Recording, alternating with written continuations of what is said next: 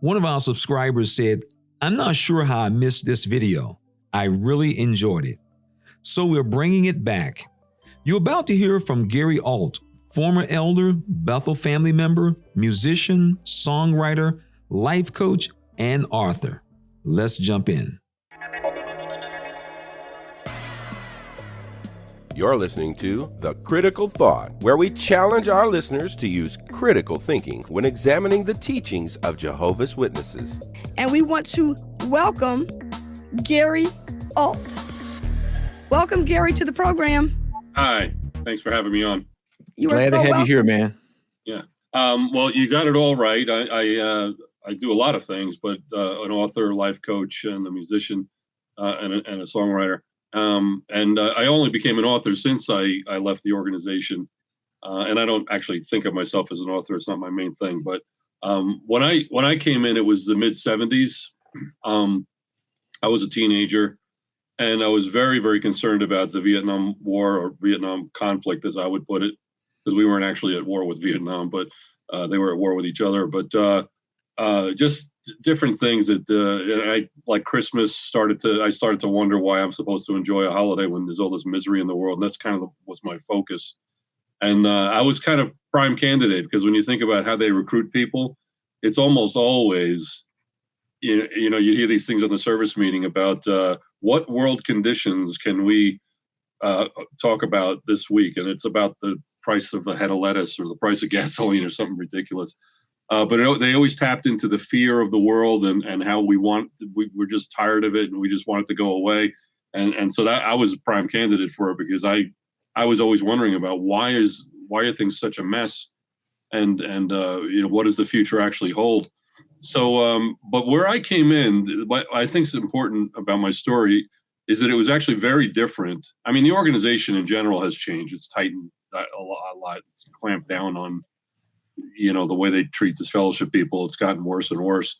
But so I think things were a little different everywhere back in those days. But especially where I came in, the elders really did not enforce ideas upon people like you can't go to college. If you do go to college, well, it's up to you, but nobody's going to talk to you anymore. It wasn't like that. And things in general weren't like that. It was more, if you had a question about something, they'd show you how to research it and how to make a decision, but they'd leave the decision up to you. So as a 15, 16-year-old kid, they weren't making decisions for me. Now that's kind of different from most others' experience, especially if they were raised as witnesses. But that was my focus. So when I finally got out, it took me quite a while to realize that not, first of all, this isn't the truth, and to come to the conclusion about whether it's actually a cult or not. It took an extra long time, because my experience was that no, it's not. How can you say that? They don't control people's emotions and their thinking. But what I eventually did was I thought about, well, yeah, but then when I moved on and I moved to a congregation in the rural parts of New Jersey, and everywhere else I've been in the world, I realized that, yeah, there is a lot of control, a lot of thought control, a lot of emotional control. It just wasn't my experience 100% where I came from. But so instead of looking at it from my personal perspective, I started looking at it from the whole picture, like the worldwide picture. And that's how I was able to kind of put it all in perspective and figure it out. Yeah, that's a good point. People often will tell us on the channel, well, they didn't do that in our congregation, which may be true, because the elders many times may not enforce those particular viewpoints. But when you, like you said, you back up and you look at the worldview, as a religious denomination, what is the general view that goes around throughout this organization? And that's how you get to see they're controlling people all over the world. And that's a very good point that you made. Very good point. Yeah. So now, Gary, you mentioned that you were 15. So were your parents witnesses, or did someone contact you in school or something like that? What was going on? No, none of my family ever have been witnesses. To this day, none are. My birth family, that is. And, all my extended family, my cousins and grandparents and everything, aunts and uncles, none of them were. So it was actually difficult for me to get in, because I was opposed. At first, nobody seemed to mind that I was studying the Bible with my best friend who lived around the block. To answer that part of your question, he was a schoolmate. and I knew him since the age of 3. But oddly enough, I never knew that he was a Jehovah's Witness. It's kind of sort of I mean, I'll say this in all honesty, even if he's listening, I'll say that we would refer to him as a double lifer, because he was like sort of in like, but mentally and emotionally out. Like, he was never a bad person. I really would never say that he was doing bad things like drugs or whatever, but he was sort of fighting it, you know, like, because it was his mother's religion and he had no choice about it. But I could say that with a lot of comfort, because he's out. He got out way before I ever did. I think he was in like probably mid-20s or something when he started to kind of ease himself out, kind of, sort of. And then they eventually came to his house one day and found out that he had been celebrating Christmas and, you know, supporting the union for the job where he worked. And those things are just, oh my God, so bad. So he was disfellowshipped. So anyway, that's how I came in. And so my family never was, but they put me through the ringer because they saw at some point maybe, geez, not even a half a year after, maybe a couple of months after I started studying, they started hearing things about how Jehovah's Witnesses don't celebrate holidays and birthdays. And they said, hey, is that true? And I remember I was actually on my way out in the field ministry. I wasn't baptized yet, but I was on my way out to the field ministry. And I probably had to walk to the field service group. It was about a mile away because I didn't drive yet. And they said, well, we'll talk when you get home. After I confirmed that, yeah, they don't celebrate Christmas. And they said, what are you going to do about it? And I said, well, I wasn't going to celebrate anymore. So they said, we'll talk about this when you get home. So when I got home, they really read me the riot act. I was not permitted to go to meetings ever again. Forget about the field ministry. They didn't stop me from studying because they felt that, well, it's just studying the Bible and it's with my good friend Charlie, so there's no harm in that. But yeah, I was not permitted to go to meetings, and so for quite a while, I don't even really remember how long, but I guess that year and parts of the next year, I was not permitted to go to meetings. So I developed. I already from the beginning had a very, very strong feelings about how important the meetings were. The first meeting I ever went to, Sam Hurd was the circuit overseer. And he's a governing body member now, and he gave a talk that was mesmerizing, because we're supposed to hold these people in such high esteem, and everything out of their mouths is golden, and it blew my mind. I saw from that point on. I'm sorry, that wasn't the first meeting; it was the second meeting. The first meeting was just a regular talk and watchtower study. But what really impressed me was the people, how warm they were, and everything. But I right away developed a very strong sense of how important the meetings were, but especially when my parents forbid me to go, and I eventually got permission back to go after, I don't even know how long, just asking them over and over again, can I go to the meeting, and accepting the answer no. I had a very, very high appreciation for meeting attendance, and I really, for the next 40 years or whatever it was, I rarely missed a meeting. I had to be like really, really ill to miss a meeting. So even work, I would turn down promotions and raises because I said, hey, look, if it depends upon me working late, you can fire me. I don't care. I'm going to my meeting. So anyway, to answer your question, no, none of them were in. Well, you probably thought you were being persecuted. That's what I was thinking too. Yeah. Persecution is coming. It's coming. Yeah. Yeah, Right. That's the devil, because it's very clear. There's this very strong dichotomy within the JWs. Everything is either, I always say that it's either a God bucket or a devil bucket. Oh yeah. It's good versus evil, black versus white, right versus wrong. Everything, there's nothing in between. And so, hey, well, they're going to prevent you from going to the meetings, from attaining everlasting life. And we have to go to the meetings to get everlasting life, right? It's part of the formula. So yeah, I definitely thought that my parents are under Satan's control. And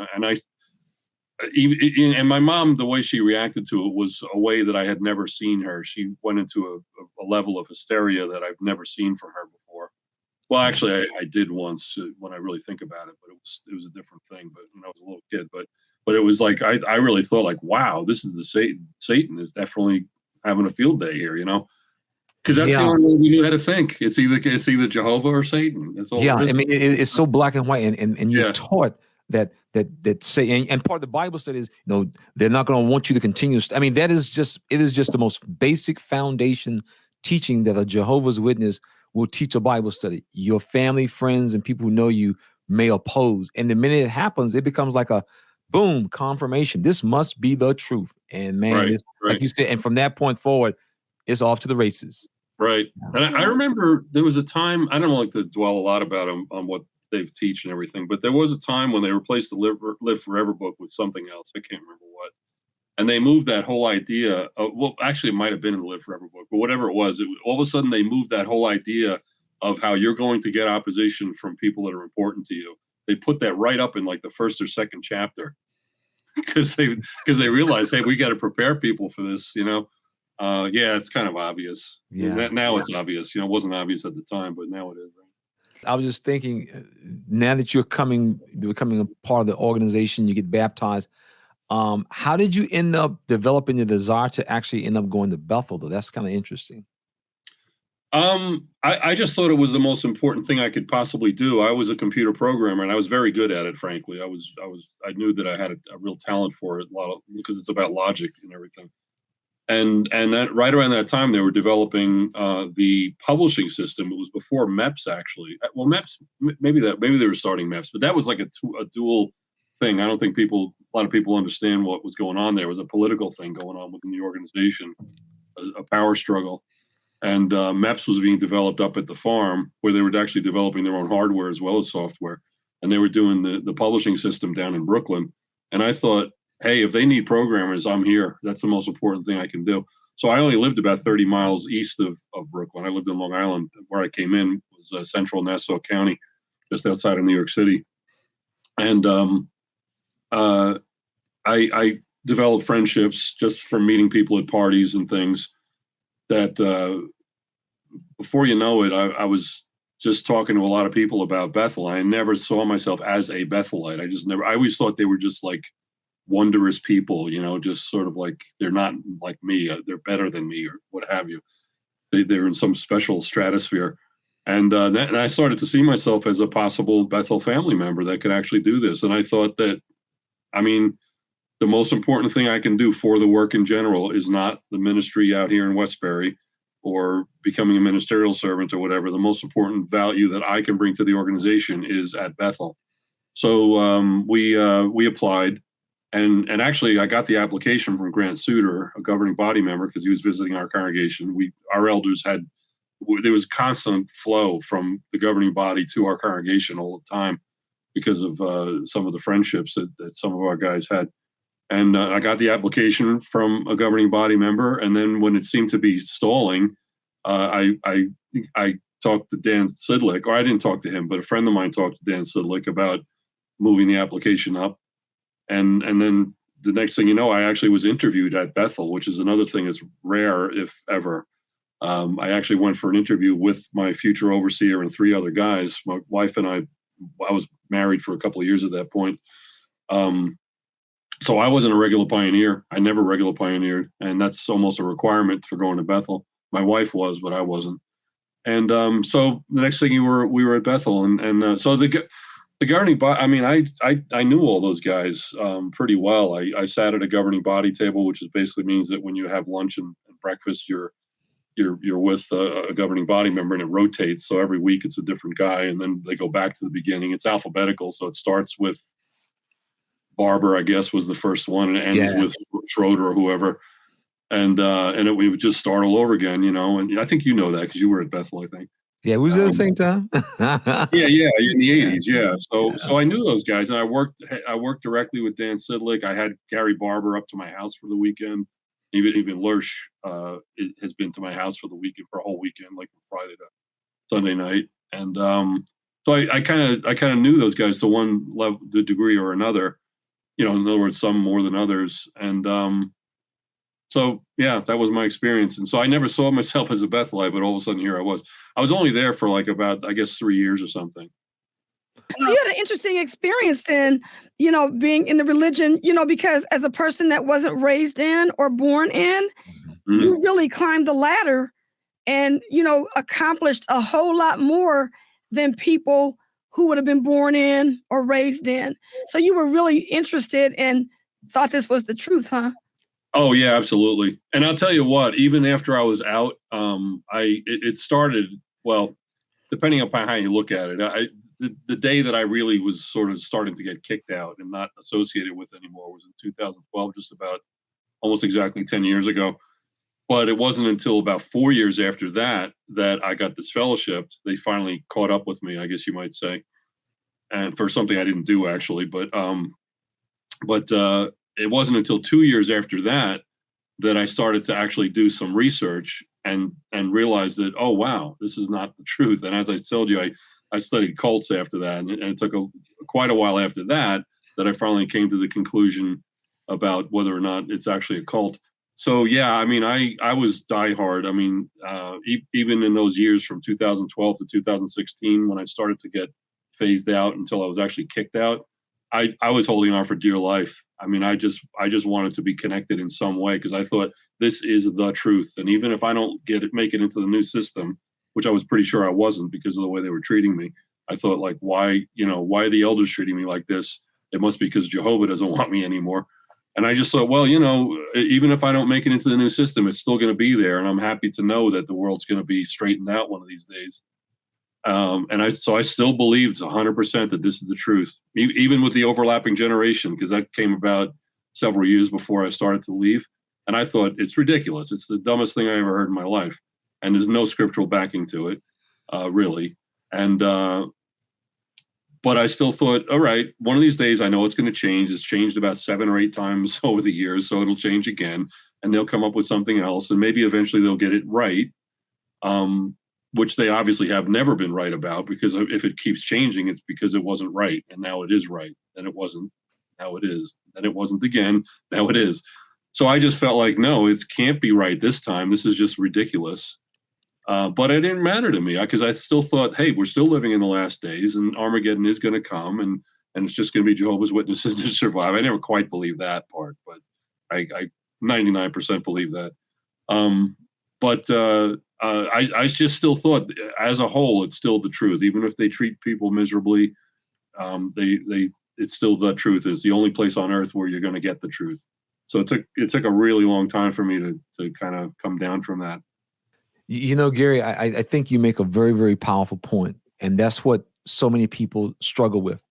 Once we buy into that idea that this is the truth, at that point, the doctrines don't really matter anymore. And it's funny because that's how we became witnesses. We were impressed with the doctrines in comparison to what our former church or our former religion may taught. But all of a sudden, the doctrines don't matter. I mean, I've talked to so many people, the same with myself and many others I know. We was just willing, well, this is the truth. And if they need to change something, Jehovah will fix it. And at that point, they can teach anything they want to. And we'll just go, as they say, we will go along to get along. And that is so true, but that you see it so many times with people as they struggle. Right. And in terms of like I said before, and I don't go into a big deal trying to prove, oh, this is a cult. I don't even care if you want to call it a cult or not. That's not important to me.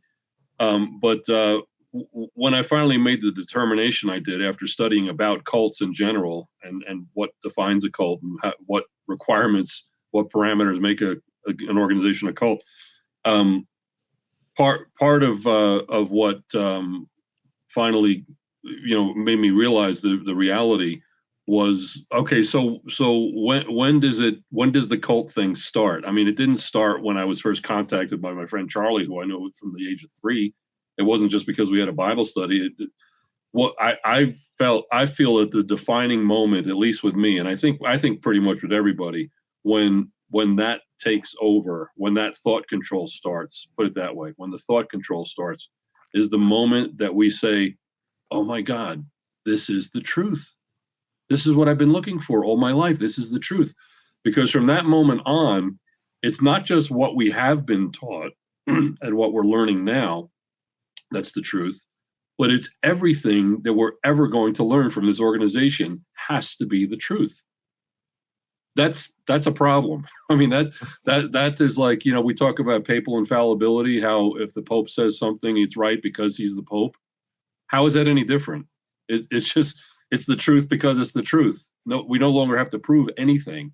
It's just the truth because it's the truth. So that's where the thought controls really starts, is when we come to that conclusion. So that was, a little before I got baptized, when I finally drew that conclusion. I studied stuff. It's not like I just said, well, I don't have to prove it anymore. I remember studying certain things, and the one thing I remember very clearly being confused about was when I was on my own. I was studying one of the Revelation books. I forget which one.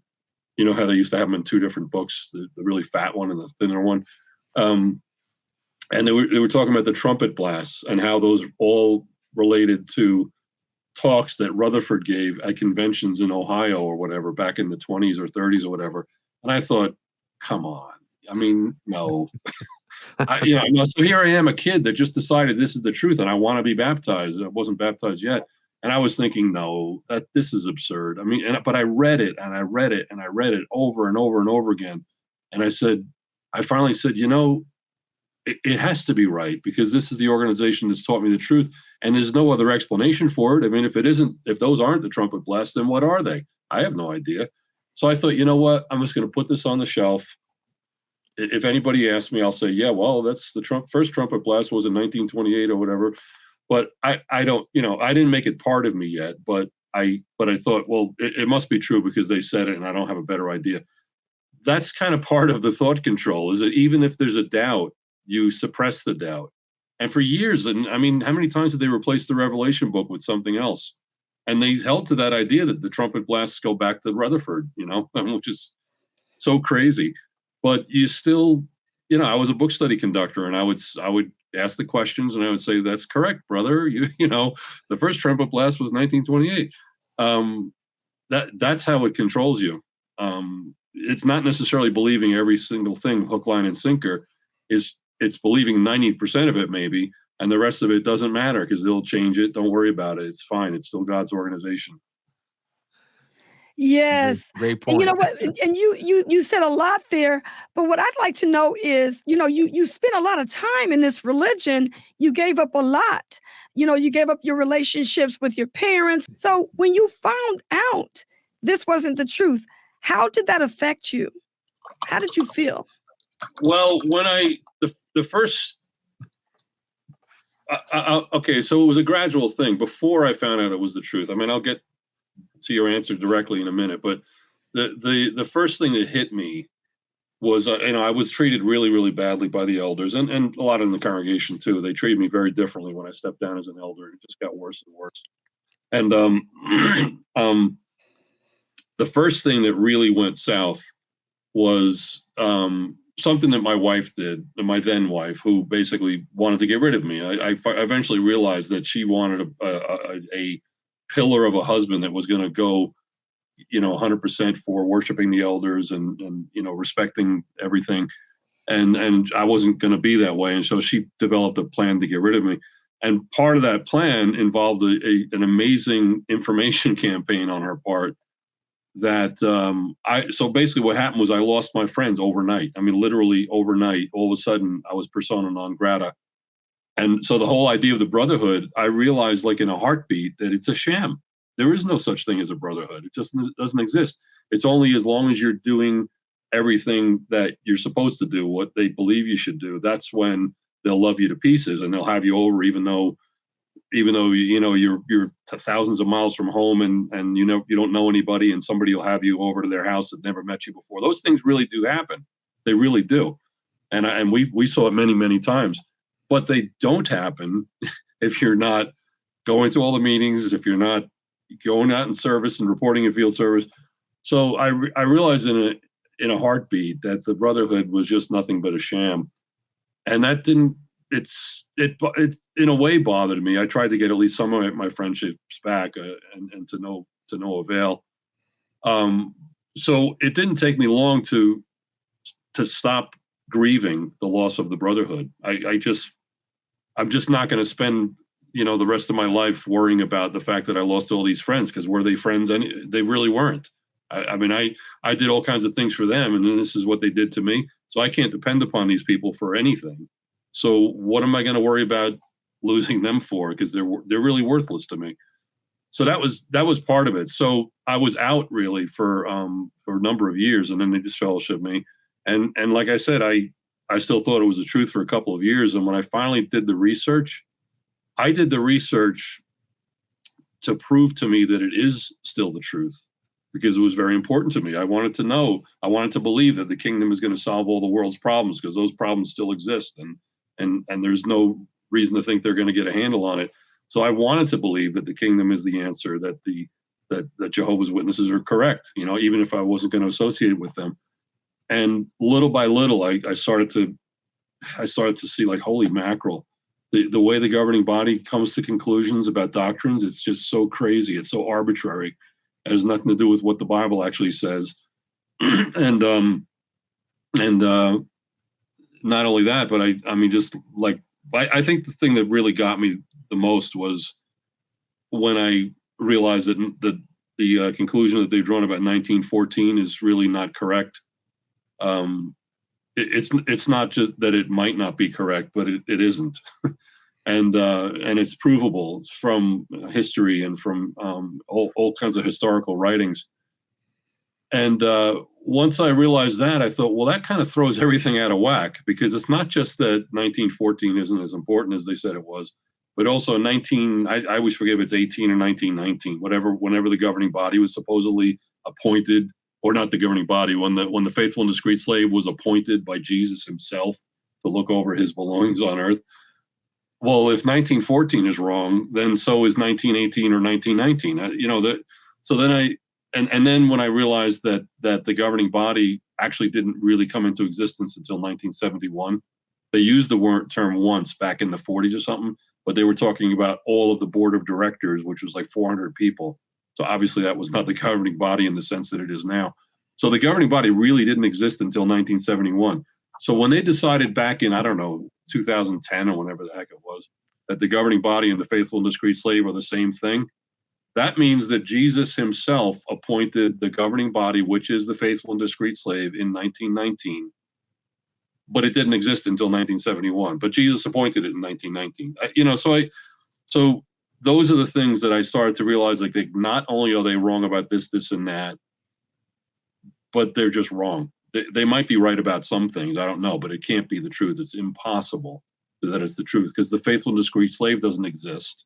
The governing body does exist as an entity, but it means nothing. It's just a bunch of guys sitting around pushing pencils or whatever. So to answer your question, when I finally realized that doctrinally it's not the truth, whether they're right about a few things or not, it was freeing more than anything else. Again, I think we go into a period of mourning, because now all these years we believe that we're going to be in the new system and we're not going to have to worry about getting sick and dying and all these other problems. You know, maybe we're from a war-torn country. That's not going to happen anymore. So those things were very, very dear to us, and it shaped everything about our thoughts and our place in the world.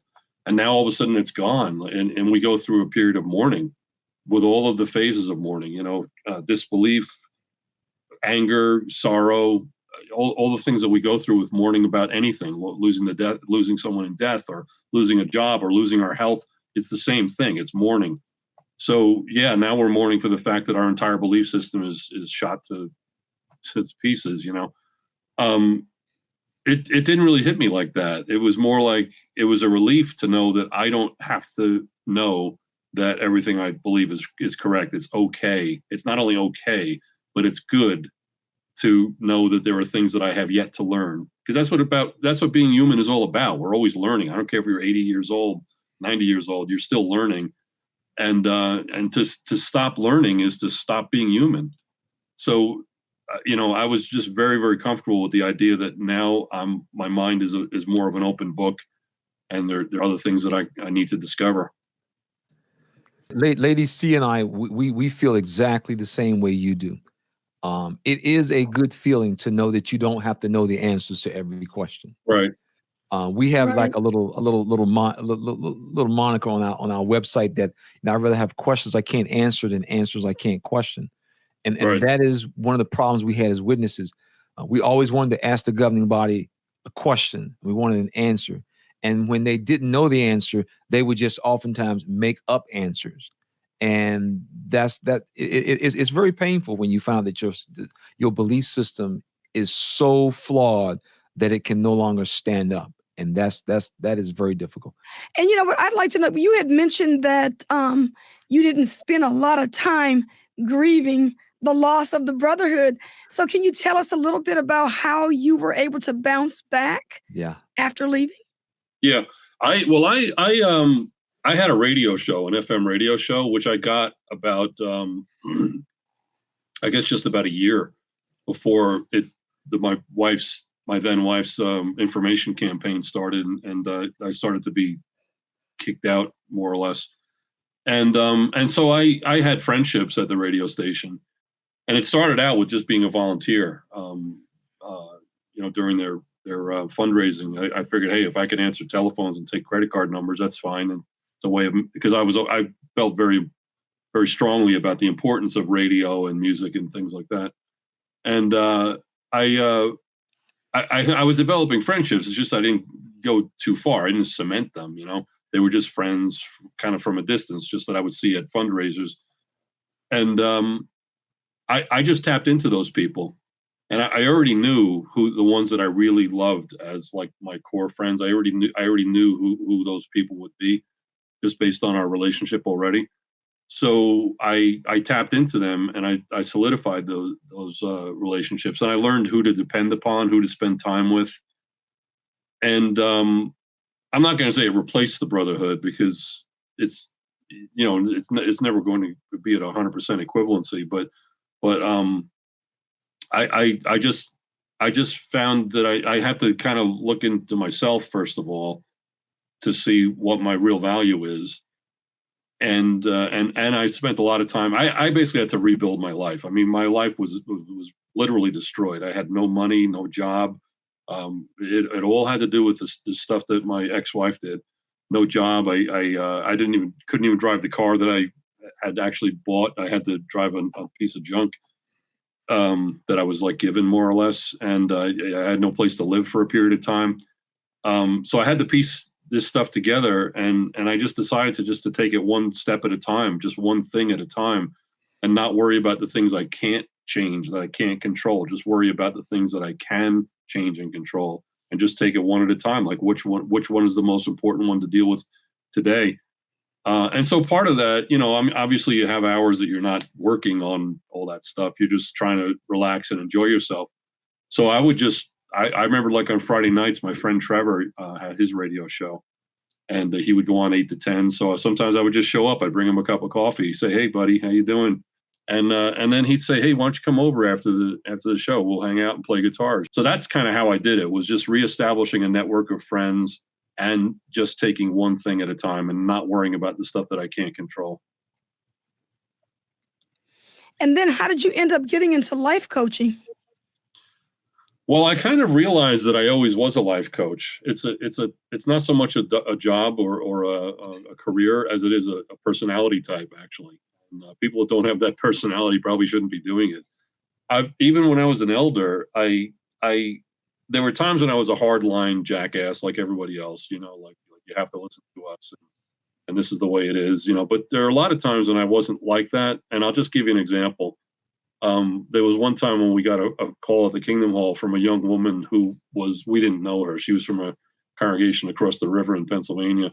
And this is when I was living in New Jersey, as an elder. And so I went over to her parents' house. She was visiting them down the block from the Kingdom Hall. And the problem was that her husband had hit her. She's a young girl, like 20 years old or something, and her husband had hit her, and she left. She went to seek refuge at her parents' house. And I remember just asking her one question. I said, we talked a lot, but I just basically said, what do you want to have happen? And she looked at me like, what? I said, what do you want? What do you want to happen next? What do you want to have happen? And she says, well, I want to go back. And I said, okay. Instead of in my mind, I thought, you're crazy to go back because he's going to hit you again. That's the reality of it. A guy that hits his wife has a problem, and the problem doesn't go away with you going away, coming back, or leaving, going back. It doesn't change anything.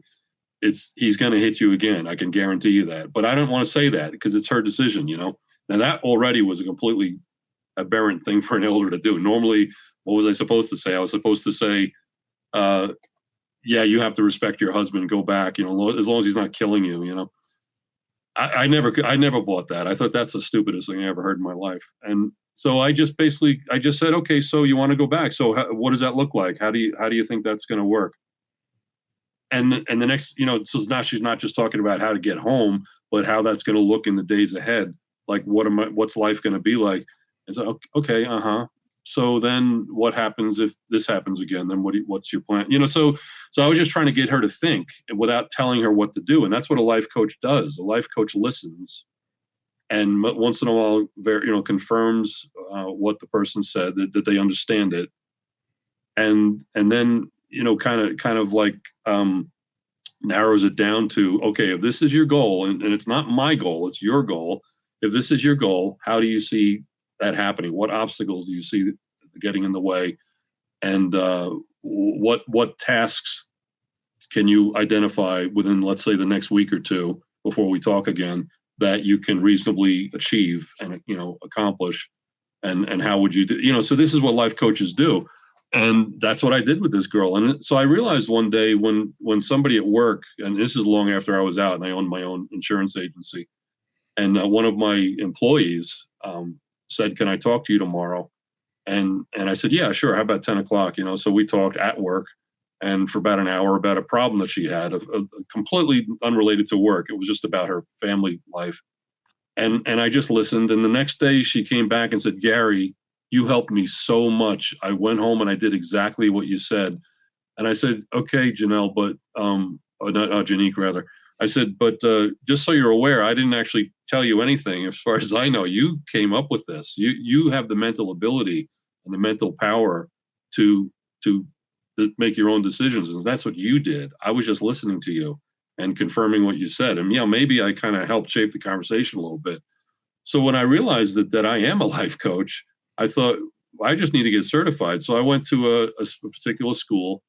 It was electronic, it was over the internet, but with these, like just what we're doing now. And I got certified, and now I have a shingle. So I'm officially a life coach, and I can actually have clients. But that's how it happened, is because I always realized that it's the personality type of that unusual experience that always amazes me every time, when somebody all of a sudden starts opening up to me about some kind of problem they're having. When I was an elder, before I was an elder, after I was an elder, after I was out of the organization, it's always happened that people just, for some reason, they sense that this person knows how to listen, and they start unloading all kinds of issues that they don't talk to anybody else about. And I listen, and I don't judge, and I just listen. And before you know it, they think they've solved their problems, and I didn't really do anything. So that's how it happened. I just needed to get certified. So there's just something about the process of not just internalizing our problems and worrying about them and not getting anywhere, fretting day after day and not coming to a conclusion. And then all of a sudden making that leap to say, I got to tell somebody about this and get their opinion on it. And before they even express their opinion, just the process of regurgitating what's in our brain so that they can understand it, it creates like a new pathway. And all of a sudden these miracles happen in our own brain that all of a sudden we've got it figured out, and it's really, really clear. That's happened to me many times, just with talking about a technical issue, and it's that way with life issues as well. It's not any different. It's just a thought process. What kind of advice would you give to our audience of people who are waking up and they just don't know what to do? It depends upon what they're stuck with, what it is that they don't know what to do. But at some point, we have to start to look at our belief system, our beliefs about who we are. And to a large extent, that's shaped by what we were taught by that organization. And like one of the main things that I deal with is the shame that people that are being shunned can have. And it's not the shame about what we have perhaps done. Maybe we haven't done anything. Like I didn't do what I was disfellowshipped for. I know that. I mean, it's not that obviously at this point I should be anyway, because I don't believe the doctrines, but I'm not talking about the shame of what we might have or might not have done, but it's the shame that creates in us that somehow I'm not worthy of talking to my own parents or to my own children. And that's the belief that's in us that we need to kind of come to terms with. But recognizing the next steps and recognizing the different phases of grief. When I say phase, I don't mean like they're discrete phases, like you're going to be angry and now the anger is going to be over, and now you're going to be sad, now the sadness is going to be over. It all kind of, jumbles together, and one day you're going to feel sad, the next day you're going to be angry, and then you'll feel sad again. It's an iterative process. But that's where I can help people, and it's really about your belief system, not just the doctrinal beliefs, but what you believe about. Let me put it this way: it's believing that the organization matters in any way, that the elders are at all important, and what they think about us has any meaning. So even if we're talking about your parents, well, obviously we want their love. What they think about us does matter, but in the context of that organization, it's the organization that's forcing them to believe that they should not associate with you. It has nothing to do with you as a person. It's not something you did. It's not something you deserve. It's just the way that they think, and they can't help it. They really can't. There's nothing they can do about it until they wake up also. We have to get to the point where the organization has no meaning to us and the elders have no meaning. They're just a bunch of plumbers or shoe salesmen or whatever they do for a living. That's all they are. They have no authority over us. And as far as qualifications go, if you think about it, they have no qualifications for anything. Because, if you go for a job interview for whatever, I don't know, to be a computer programmer, are they going to ask you, well, are you a husband of one wife? Okay, good. All right. Are you a drunkard? No? Okay, good. That's not a part of a qualification for any job on earth. But for the witnesses, those are the only qualifications for being an elder. It has nothing to do with management ability, intelligence, experience. It has nothing to do with anything that would qualify for somebody to be a shepherd. But so they really have no meaning. They have no authority and no power over us anymore. And they actually have no qualifications to do any of those things. So again, it's about beliefs. It's about realizing the organization means nothing. The elders mean nothing. And even the people that are shunning us that are important to us and should be, like our parents or children, those thoughts that they have mean nothing because they're wrong and they can't help it. Yeah, that's an excellent point. We did a video on that about we cannot continue to allow these people to have power over us. Right. And the moment that you come to that resolve, these elders, I can't believe, and I'm going to tell you what happened. People actually get mad at themselves 2 or 3 years later when they come to realize, I can't believe I let these jokers run me like that. And that's what that realization will do to you. It will give you a certain freedom that you're like, I was frustrated for no reason over these same 3 guys sitting in that back room back there. And that is very, very important. And that's why thinking about the organization, I mean, I think about it in terms of the fact that if I'm talking to somebody that's trying to get out or is out, I need to understand what they're going through. So, my mind is on the things about the organization to some extent, but I really don't concern myself with, I hear these rumors about how they're going to have a memorial in the Kingdom Halls again. I don't care. I mean, go ahead, have a great time, go to your memorial, whatever. But then that means that there's going to be renewed campaigns. They're going to be contacting me. Oh no, what am I going to do? Again, it has no meaning to me.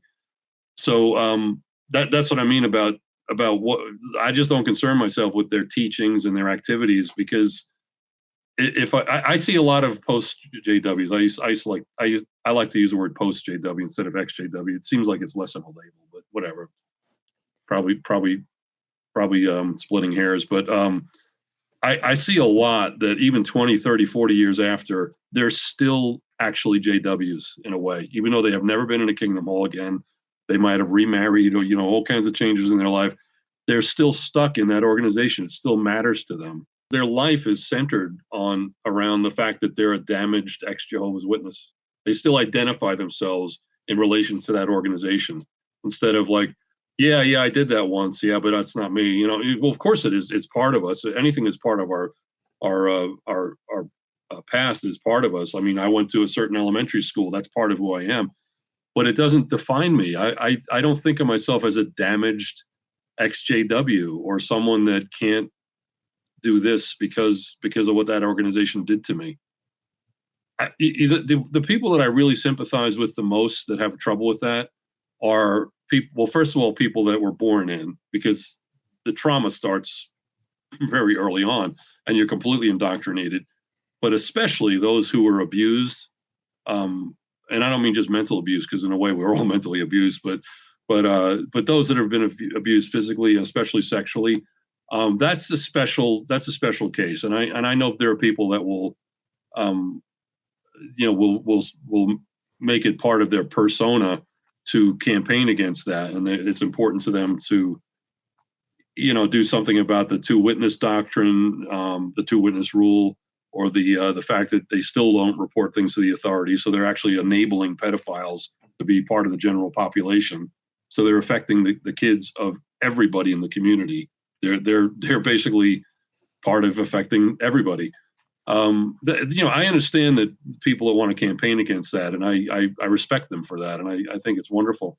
But for me, I don't have trauma. I'm not a damaged Exjw. That's just what was part of my life. And I just hope that I try to help others to look at it the same way, regardless of what they've been through, that you don't have to be damaged for the rest of your life. You can put that behind you. Like if somebody says I'm disfellowshipped, well, okay, I was disfellowshipped in 2016. That's what they did. That was an action that they took, a decision that they made. And it affected the people that are really affected are the people that are Jehovah's Witnesses that now think of me as some evil kind of person. That's not who I am. So I'm not disfellowship. That's not a state. That's just a thing that an organization that's 1/10 of 1% of the Earth's population, that's how they look at me. Nobody else looks at me that way. None of the people that I work with, none of the people that I buy coffee from or go to get gasoline from, nobody looks at me as a disfellowshipped anything. It doesn't mean the word doesn't. If you said I'm disfellowshipped, they'd say you're disfellow what? Like what the heck was that? So for that to continue to define ourselves as people, we're still defining ourselves according to that organization. They're not literally JWs, but they're shaping their thinking about themselves from the standpoint of the organization, what my relationship is to it. The day that they disfellowship is the day that relationship ceased to be. I'm done. I'm not a Jehovah's Witness anymore. Never will be again. So what's my relationship to that organization? Zero, nothing. Good point. I like that, because like you're saying, you're relating yourself and you keep identifying to the action that they placed upon you. And that can be really bad. Yeah. Yeah, and I think it really drives home the point that you said about one of the things that you did is that you took the time to examine what cults are. And that's something that we have always recommended. That's been one of our number one recommendations. And we did that ourselves by, taking classes. If you can go to a community college or whatever and take some interesting classes in psychology, then it helps you to better understand why and how a group like Jehovah's Witnesses work. And the point you made is we have to, and it's really, for many of us, it is part of our life. We won't ever get rid of it. In fact, the best one, the interesting you often hear people say is, I was in the truth 12 years ago.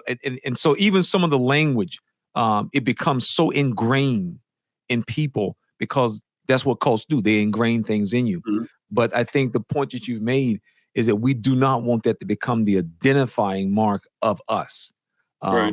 That is the most important thing. And like I said, and I fully agree with you, once you realize, that's why I tell people, my wife laughs all the time, once you realize that we were just working for a book publishing company, people, you can try to tie God, Jesus, prophetic, and what? No. Once you realize we work for a book publishing company, then it takes on a whole different dynamic. Elders are middle managers, circuit overseers are regional managers. I mean, we were part of a company. That's it. And just like when you leave your job in any other company, you move on. Right. And you don't keep saying I'm an Exxon employee or Walmart employee. Yeah. You just move on. And Right, so you right. don't want it to become the dominant part of your life. Like people who went to Woodstock. Yeah, I went to Woodstock. I was crazy, and they just moved on. Now they're captains of industry. Right. So and that's the way we have to look at it as well in many ways. Because Yeah. if not, it'll drive you crazy. I could probably say, yeah. So applying that to myself, I used to cut lawns when I was a teenager. That was part of how I made a living. And I cut my dad's lawn for years after that. But I would say, yes, I'm a life coach, or yes, I'm a musician, because I do that now. But am I an ex lawn cutter? I mean, it's like 40 years ago, the last time I did that. I mean, so yeah, it's kind of ridiculous. I'm an XJW, whatever. I don't know. I think we only use the term so that people can find us Right. on the internet, because Exactly. the Google search, how would they arrive at our channel? So we don't really look at ourselves as ex-witnesses, because I'm gonna tell you right now, when we left this religion and we met new friends, we never even told them that we were ex-witnesses. And we had some good friends of ours that live in our neighborhood, and they didn't know that we were Jehovah's Witnesses until a couple years ago. Yeah, and we've been living here never for 20 years. we never introduce ourselves in that manner, because That's we don't right. identify with people we meet. That's right. In the organization, that's the first thing you say to another witness. How long you been? But now you realize you just dealing with people, and you just keep it moving. Exactly. And it is a good feeling. It is a good feeling. Yeah. So I guess I would say, because I agree. I mean, I would probably say the only time that I use that term is in relation to helping somebody, because that's what you're doing. You're trying to help people. Yeah. And you have to have at least some knowledge of what's going on in the organization. Now, Gary, how can people reach you? Can you just give our audience a little bit of information about the books you've written and how they can reach you if they would like to talk? Okay. So first question about reaching me. My website is Open Path Life Coach. So just Open Path Life Coach, one long word, .com. And my phone number's there. My email address is a little form if you want to tell me anything. I will just give you one caveat, is that I'm not just an XJW life coach. I do specialize in high control groups, I call it, because if you were a Scientologist or a Mormon or whatever, a Moonie. But that's just one of my specialties. I coach people for any number of things, just life coach, or career life coach, what have you. So I do have a pricing structure on my website, but it doesn't apply to people that are struggling to get out of the cult. It's something we can talk about, because for one thing, I just want to help people, and for another thing, I recognize that one of the things that have damaged us is we may have the idea that we were not success driven. We were failure driven. To be a failure, there's virtue in failure, because you can't have too much money. You don't want to go to college. You don't want to have a high respected position in the world. And that's shaped our thinking. So we might find ourselves in a position where we're just not making a lot of money. So my pricing structure has nothing to do with XJWs. So that's one thing. And as far as my author, I don't really think of myself as an author. I just kind of did it. I've always known how to write. I guess I had a gift for it, but I just did it because I talked to so many friends that said you should write a book about your experiences. And these are people that were not ever JWs. So my first book is called Force of Will. And that's a novel based on my true story. So the characters are like, my character is named Gil Oldfield, instead of Gary Alt, in the book. And it's just about the 4 years from 2012 to 2016. It has a beginning, it has an end. So at the end, I'm disfellowshipped and I'm making my life over again, but I'm still not quite, like, I don't talk about are Jehovah's Witnesses a cult or not, because it's not part of the story. But it's about recovery. It's not about, oh, poor me, all these things happen. It's sort of a roller coaster ride, yes, but I think everybody says it's a real page turner. I don't know. But anyway, the other one that I contributed to is a book called Fear to Freedom. And that, if you go to, I think it's feartofreedom.ca, because it's a gentleman in Canada that organized the whole thing. It's a book of short stories. And I kind of reduced my whole story to just 15 or so, whatever it is, 20 pages. Just one of, I think, 17 stories, all by mostly XJWs, but also Mormon, and one person who's evidently Muslim. Well, I know she was, but doesn't really say that in the book. So those are my author things. And as far as my musicianship goes, I've got a bunch of CDs that I started making them when I was still a witness, and just look at, just do Gary Alt, like search on Spotify or something for Gary Alt. And if you don't find it at first, just do like one of my album names is Art of Survival. So just look up Gary Alt Art of Survival and you'll find it, on YouTube and iTunes or whatever. But the two songs I really like to talk about now are they were specifically targeted for the XJW community. One is called Wake Up, and the singer, it's under the singer's name. Her name is Emma Jade. So EMMA, and then the next name Jade. And it's all about waking up and making something of your life. So it's sung from the standpoint of a young woman, maybe in her 20s, that is just realizing that I can be something. So it's called Wake Up, Emma Jade. And the other one is specifically for the holidays, because I know a lot of folks are like, they're struggling with, what do I do about the holidays? Like, we want to celebrate it, but we have no memories, no traditions. So what do we do? Well, it's all about, hey, make it up, just do, you could take it from here, take it from there, make up your own memories, and there'll be future memories that you're creating today for your kids. So that's called This Holy Day. And the singer is named Gayann, Gayann. So those are just two songs you can find that are available on YouTube and Spotify. You can buy them or just listen to them, whatever you want to do. Yeah, I tell you, Gary, one of the reasons we mention things like this to people, because we just want people to see that there is life after the watchtower. You can do things, and people are doing things, and a lot of the things that people are doing are things that they've always wanted to do, and they was told you got to wait to the new system to do it. So and so it as one guy told us, he says for him it was therapeutic to be able to do these things, and so it serves many purposes. Yeah. Yeah, well, thank you so much for coming on our program and sharing your story, because we get so many, messages from people saying that these interviews are really helping people. Yeah. Good. Anything we can do to help, I appreciate you having me on. Yeah. Yes, absolutely. Well, anyway, this has been Lady C. And this has been JT. And we'll see you all on the next episode. This program was sponsored by Critical Thinkers.